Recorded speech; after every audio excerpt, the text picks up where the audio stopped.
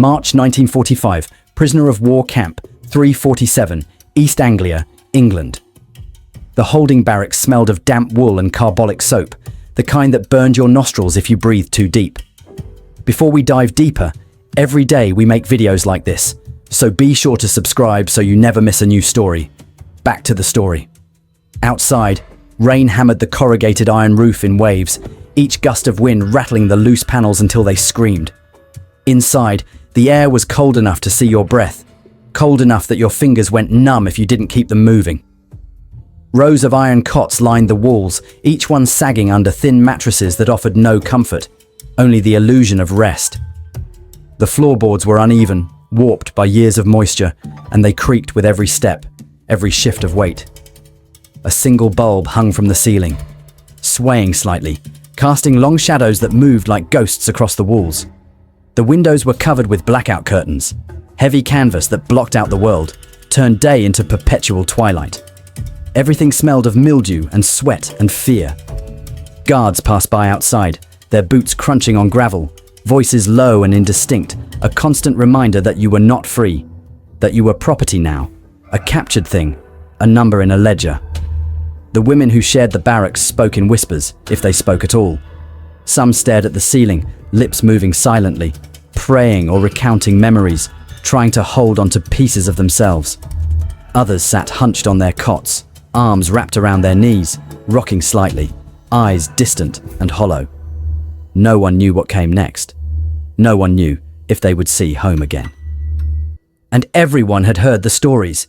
Stories of what happened to prisoners. Stories of humiliation, cruelty, suffering that lasted days, weeks, months. Stories that made your stomach turn, made your hands shake, made you wonder if dying quickly might be a mercy. The propaganda had been clear, drilled into every soldier, every civilian, every child old enough to understand. The British were animals. The British showed no mercy. The British took pleasure in breaking you, piece by piece, until there was nothing left but a shell that breathed and bled and begged. If you were captured, you were already dead. You just didn't know it yet. Annalisa Brandt sat on the edge of her cot, hands clasped tight in her lap, knuckles white, nails digging into her palms hard enough to leave marks. She was 23 years old, though she felt older. Felt like something inside her had aged decades in the span of a few weeks. Her uniform was torn at the shoulder, stained with mud and blood that wasn't all hers, the fabric stiff and scratchy against her skin. Her boots were gone, taken when she'd been processed, and her feet were wrapped in rough bandages that smelled faintly of iodine. Her hair, once pinned neatly, now hung in dirty strands around her face, and she hadn't seen a mirror in days, didn't want to see what she'd become. Her throat was raw, had been raw for nearly a week, ever since the transport truck had broken down and they'd been left in the cold rain for hours. No shelter, no water, nothing but orders to stay quiet and stay still. She tried to swallow, tried to ease the burning, but every attempt made it worse, made her eyes water, made her want to scream. But she didn't scream. She couldn't. Screaming meant attention, and attention meant pain. So she sat, silent, waiting, trying not to think about what came next, trying not to remember the stories, trying not to imagine hands on her, voices mocking her, the kind of suffering that left scars you couldn't see. She had been a radio operator, nothing more, nothing special, just a girl who could read Morse code and follow orders. She hadn't fired a weapon, she hadn't killed anyone, but that didn't matter now. Now she was the enemy. Now she was something less than human, something that could be used, discarded, forgotten. The barracks door opened with a metallic screech, and every woman inside flinched, heads turning toward the sound. A British soldier stepped inside, his uniform crisp despite the rain, his boots leaving wet prints on the warped floor. He was tall, broad-shouldered, his face hard and unreadable, the kind of face that gave nothing away. He carried a canvas bag over one shoulder and a clipboard in his hand, and his eyes swept the room slowly, methodically, taking in each woman, each cot, each huddled shape. Annalisa's heart slammed against her ribs, so hard it hurt, so hard she thought he might hear it. She dropped her gaze, stared at the floor, at the scuffed boards and the shadows, tried to make herself invisible, tried to disappear. But it didn't work. It never worked. His boots moved closer, each step deliberate, each creak of the floorboards a countdown. She felt the weight of his presence, the way the air seemed to shift around him, the way the room grew quieter, tighter, smaller. He stopped in front of her cot. She didn't look up, couldn't. Her breath came in shallow gasps, her hands trembling so hard she had to squeeze them tighter, had to press them against her thighs to keep them still. The other women watched, silent, waiting, their faces pale and drawn, their eyes wide with the same fear that clawed at Annalise's chest. No one moved. No one spoke. The soldier set down his bag, the canvas rustling as it hit the floor. Then he crouched, bringing himself to eye level, and his voice, when he spoke, was steady, matter-of-fact, devoid of emotion. "Open your mouth," he said. Annalise's entire body went rigid, every muscle locking, every nerve screaming. She thought she might vomit. She thought she might pass out. Her mind raced, images flooding in, images she'd tried so hard to push away. Images of humiliation and pain and the kind of cruelty that left you wishing you were dead. This was it. This was the moment. This was what they'd warned her about, what they'd promised would come. She felt tears prick her eyes, hot and shameful. And she hated herself for it, hated the weakness, hated the fear. But she couldn't stop it. Couldn't stop the way her body shook, the way her breath hitched, the way her hands curled into fists so tight her nails broke the skin. She wanted to refuse, wanted to scream, to fight, to do something, anything, to hold on to the last shred of dignity she had left. But she knew what happened to prisoners who refused. She knew what happened to women who fought back. So she did the only thing she could. She opened her mouth, slowly, barely, just enough. Her jaw trembled, her teeth chattering despite the clench, and she squeezed her eyes shut, waiting for the blow, the insult, the violation, whatever horror was about to come. She heard the soldier shift, heard the rustle of fabric, the clink of something metal. Her heart hammered so hard she thought it might burst. She braced for pain, for humiliation, for the end of whatever small hope she'd been clinging to. But nothing happened. No blow, no shove, no cruel laughter. Instead, she felt something cold press against her lower lip, something smooth and metallic. She flinched, a small involuntary jerk, but the pressure was gentle, almost careful. Her eyes flew open, and through the blur of tears she saw him leaning close, his face inches from hers, his expression focused, clinical. He was holding a small penlight, the beam directed into her mouth, and his other hand held a wooden tongue depressor, the kind doctors used. He wasn't hurting her. He was examining her. The realization hit like a physical blow, knocked the air from her lungs, left her dizzy and disoriented. She blinked, tears spilling over, running hot down her cheeks, and she couldn't process it, couldn't reconcile what she'd expected with what was happening. He moved the light slowly, carefully, tilting his head to see better, and his touch was so impersonal, so professional, that it felt almost absurd. "Throat's inflamed," he said, more to himself than to her. "Possible infection. Tonsils swollen. No visible lesions." He withdrew the depressor, wiped it on a clean cloth, and tucked it back into his bag. Then he reached for a small glass bottle, uncapped it, and poured a measure of clear liquid into a metal cup. He held it out to her. "Rinse and spit," he said. "Don't swallow. It's saline solution. It'll help with the swelling." Annalisa stared at the cup, at his hand, at his face, unable to move, unable to speak. Her mind screamed that this was a trick, that any second the mask would drop, that the cruelty would begin. But his expression didn't change. He just waited, patient, the cup steady in his hand. Slowly, shakily, she reached out and took it. The metal was cold against her fingers, solid and real. She brought it to her lips, tilted it back, let the liquid fill her mouth. It tasted bitter, medicinal, and it stung the raw places in her throat, made her wince. But she did as he said. She rinsed, swished the liquid around, felt it coat her tongue, her gums, the inflamed tissue at the back of her throat. Then she leaned over the side of the cot and spat into the bucket that sat on the floor. The soldier nodded, took the cup back, and made a note on his clipboard. "I'll be back tomorrow," he said. "Same time. We'll monitor the infection. If it worsens, we'll start antibiotics." He stood, picked up his bag, and turned toward the door. Annalise watched him go, her body still trembling, her mind still reeling. She didn't understand. Didn't understand what had just happened. Didn't understand why he'd helped her. Didn't understand why there had been no pain, no mockery, no cruelty. The door closed behind him with another screech, and the barracks fell silent again. Annalisa sat frozen, the taste of saline still bitter on her tongue, her hands still shaking in her lap. Around her, the other women stared, their faces reflecting the same confusion, the same disbelief.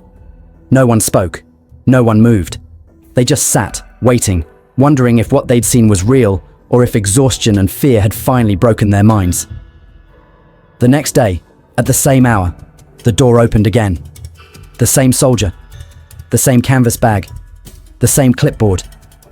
He moved through the barracks with the same quiet efficiency, stopping at 3 different cots before he reached Annalisa. She watched him approach, her body tensing instinctively, the old fear rising despite what had happened the day before. He crouched in front of her again, set down his bag, pulled out the penlight. "Open your mouth," he said. And this time, she did. Faster, still afraid, but less so. He examined her throat again, his movements methodical, careful, and when he was satisfied, he handed her another cup of saline solution. "Rinse and spit," he said. She obeyed. He made another note. "Swelling's down slightly," he said. "Continue the rinses. I'll check again tomorrow." He stood, moved to the next cot, repeated the process. Annalisa watched him work, watched the way he spoke to each woman with the same quiet professionalism, the same careful neutrality. No anger, no disgust, no superiority. Just a man doing a job, treating prisoners like they were people, like they mattered. It made no sense. It contradicted everything she'd been told, everything she'd believed. The British were supposed to be monsters. They were supposed to revel in suffering, to take pleasure in humiliation. But this man, this soldier, didn't fit the script. He was just doing his duty. Nothing more, nothing less. Days passed. He came every morning, same time, same routine. He checked her throat, gave her saline solution, made notes, moved on. Sometimes he brought bandages for the women with injuries, sometimes antiseptic for wounds that were starting to fester, sometimes just a cup of water when the rations ran low. He never spoke of politics, never mentioned the war, never asked questions about loyalties or propaganda or who she'd served under. He just worked, methodical and efficient, treating each woman like a patient, not a prisoner. Slowly, Annalisa's fear began to fade, replaced by something more complicated, something she didn't have a name for. It wasn't trust, not exactly, but it was the absence of terror, the small, fragile space where terror had been. She found herself waiting for his visits, not because she enjoyed them, but because they were predictable, safe, a routine that didn't involve pain or humiliation. She found herself noticing small details, the way he always wiped his hands before touching a patient, the way he always asked permission before examining someone, the way he always made sure the saline solution was warm enough not to shock raw throats. Details that suggested care, not cruelty. Details that made her question everything she'd been taught. One morning, as he finished examining her throat and handed her the cup, she spoke. Her voice was hoarse, barely more than a whisper, and it hurt to form the words, but she forced them out anyway. "They said you would hurt me," she said. The soldier paused, his hand still holding the clipboard, his eyes meeting hers for the first time in days. His expression didn't change, didn't soften or harden, just remained steady, calm. "They said I didn't deserve help," she continued, her voice cracking. "They said prisoners were disposable." He was quiet for a moment, and then he nodded once, a small acknowledgement. "It's my duty," he said simply, "nothing more." He stood, picked up his bag, and moved to the next cot. Annalise watched him go, the cup still in her hands, the bitter taste of saline still on her tongue. "It's my duty. Nothing more." The words echoed in her head, simple and unadorned, stripped of ideology, stripped of hate. Just a man doing what he believed was right, because it was right. Not because of propaganda or orders or anything else. Just duty. Just humanity. She rinsed her mouth, spat into the bucket, and for the first time in weeks, she felt something other than fear. She felt the faint, fragile stirring of hope. Weeks turned into months. The war ended. The camp was dismantled. Prisoners were processed. released, sent home or sent elsewhere, depending on circumstances, depending on where home even was anymore. Annalisa was repatriated in late June, loaded onto a truck with dozens of other women, driven through ruined cities and devastated countryside, dropped at a processing center where officials asked questions and filled out forms and handed her papers that said she was free. She walked out into a world war became history. Long after the camps were dismantled and the borders redrawn and the world moved on, Annalise would still remember that moment. The moment a British soldier crouched in front of her and said, "Open your mouth," and she'd expected cruelty and received care. She would remember the smell of saline solution, the cold metal of the cup, the weight of fear giving way to the lighter weight of hope. She would remember that in the darkest place, in the moment when she'd been most certain that humanity was a lie, a stranger had proven otherwise. Not with grand gestures or speeches, not with drama or spectacle, but with small, quiet acts of duty, with hands that healed instead of hurt, with words that were plain and true. She would whisper to herself sometimes, when the memories came back, when the world felt too heavy and the past too close. She would whisper the words that had stayed with her, that had carried her through, that had taught that felt unfamiliar. A world where buildings were rubble and streets were empty and the smell of smoke still lingered in the air. She didn't know where to go, didn't know if her family was alive, didn't know if she had a home to return to. But she walked, one foot in front of the other, the same way she'd survived the camp, the same way she'd survived the fear. She walked, and she thought about the soldier, the man who'd said it was his duty, nothing more. She thought about the way his hands had been steady, the way his voice had been calm, the way he'd treated her like she mattered even when the world said she didn't.